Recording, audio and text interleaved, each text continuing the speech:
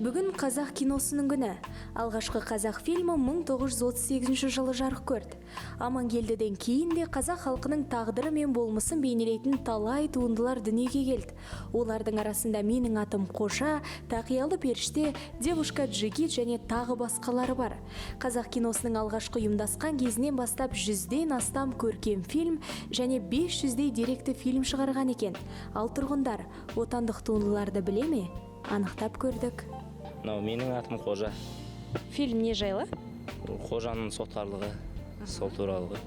Менің атым Қожа фильмінің режиссері кім? Абдулла Қарсақбаев. Бәрекелді.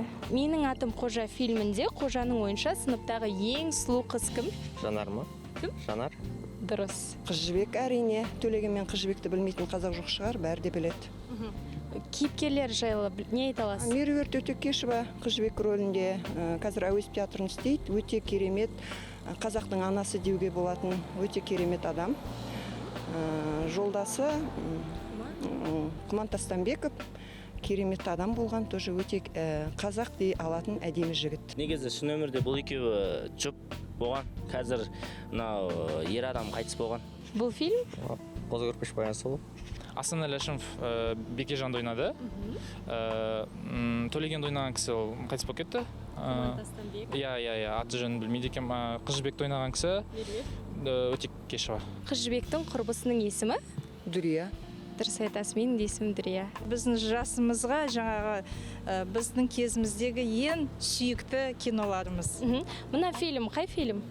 Тақиялы періште. Анасы Тайлаққа жар іздеп қай қалаға келеді? Осы Алматыға. Тақиялы періште фильмінде Тайлақ кімге үйленуді ұсынады? Тайлақ. Айшаға. Мына фильмді білесіз бе? Әрине Тақиялы періште Тайлақ мен мамасы. Видел, но название не помню. Сүйрік. Не жайлы екен, есіңізде ме? Ну, о взрослении, о юности, о первой любви, ее первых влюбленностей, о первых ее зачарованиях. Кезінде болған кино ғой, қазақтың ең алғаш фильмдерінің бірі.